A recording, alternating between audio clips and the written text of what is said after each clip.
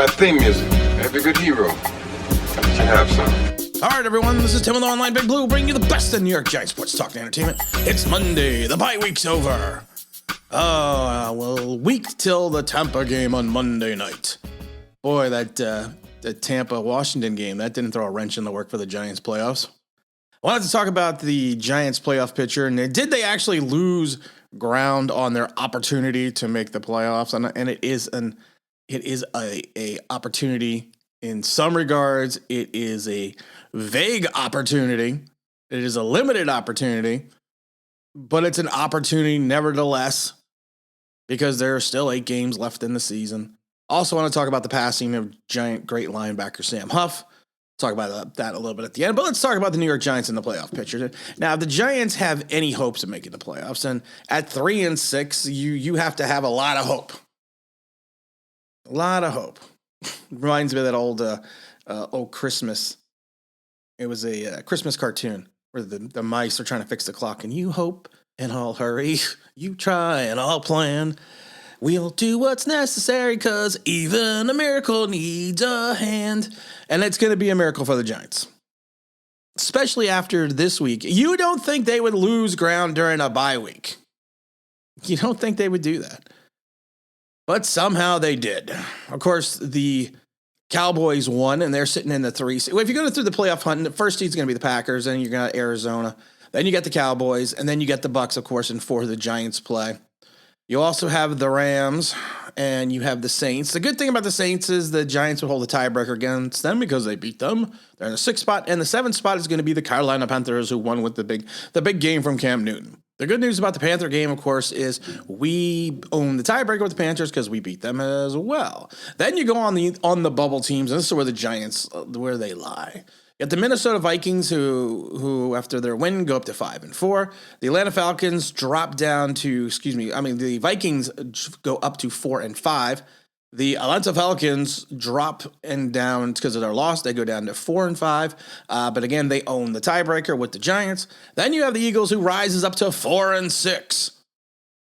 4-6 for the Eagles. What the hell? I didn't think they were going to win 4 games all year. But Jalen Hurts, you pick on him a lot because he gets a lot of garbage touchdowns, but he also plays well in spurts in the middle of the game, and he does have like 13 touchdowns and 5 interceptions or something like that.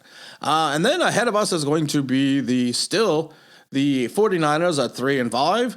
And then with owning the tiebreaker after beating the Bucks, owning the tiebreaker against us, and after beating the Bucks, it's going to be the Washington football team at 3-6. And then sitting number 13, is going to be the Giants at 3-6 with the Atlanta Falcons behind us. The Atlanta Falcons and the Chicago Bears all sitting behind us at 3-6 as well.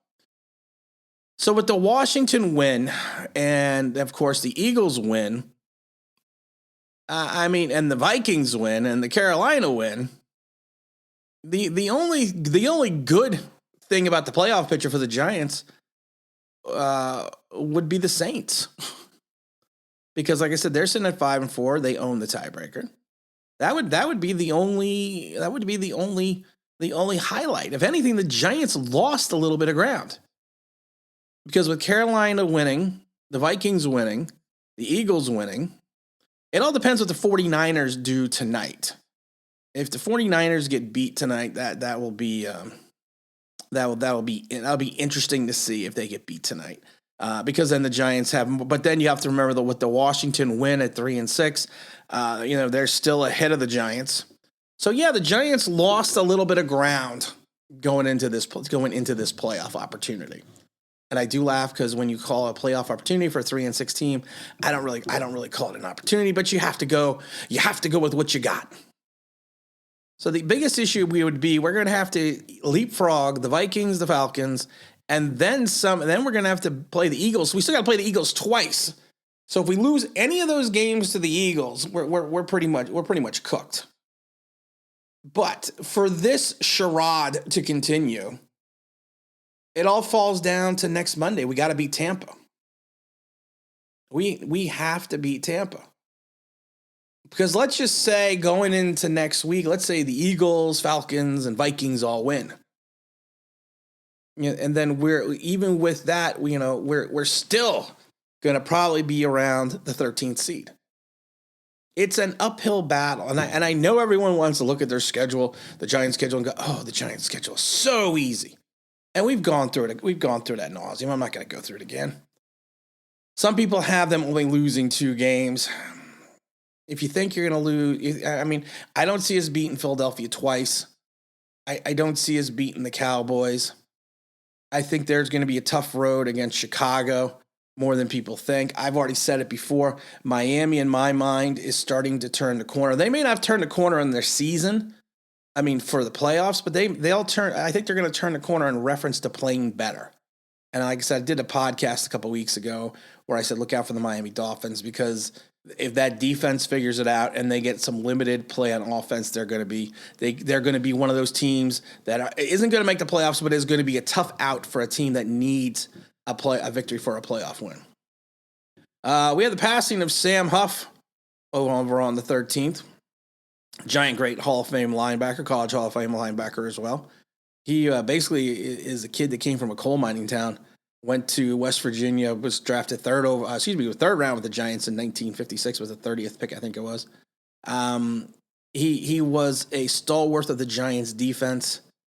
He was a guy that Tom Landry actually came up with the 4-3 scheme because he thought it would perfectly fit Mr. Huff. And then they moved Sam from the outside linebacker and they put him on the inside, which kind of just changed it just changed the complexion of the Giant defense.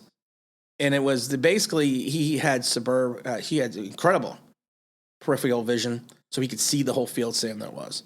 And he was just a guy that he was the first great Giant linebacker. They went on to win the championship in 56. And Huff became the first middle linebacker to start in an NFL championship game.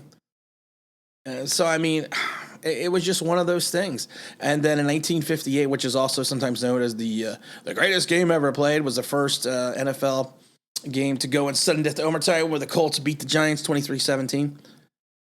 And then back in 59, the Giants and Huff went back into it, but they did end up losing to the Colts. And Sam Huff was really the first poster boy for modern day athletes. And this is going into the 50s. He was the first one to be on the cover in Time magazine. And then CBS did a special with him in the 1960s or early. I think it was 1960 they did it. And it was referred to as The Violent World of Sam Huff. And Walter Cronkite kind of went through Sam Huff's life and playing for the Giants and playing the violent sport of NFL football. And it wasn't until that Allie Sherman came in 61, 62, and 63, the Giants went to each one of those championships games. They lost all 3.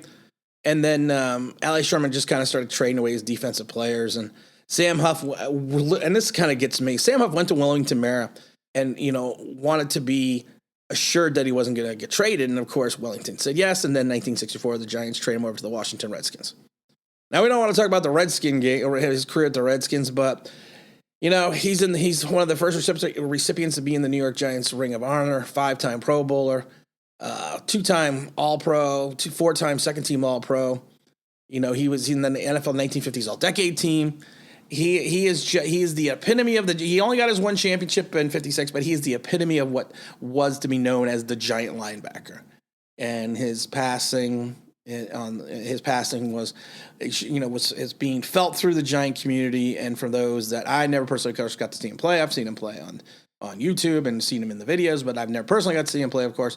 But he is a guy that was, like I said, he was. If you want to look back into the annals of the Giant linebacker, the very first Giant linebacker, you have to look at Sam Huff.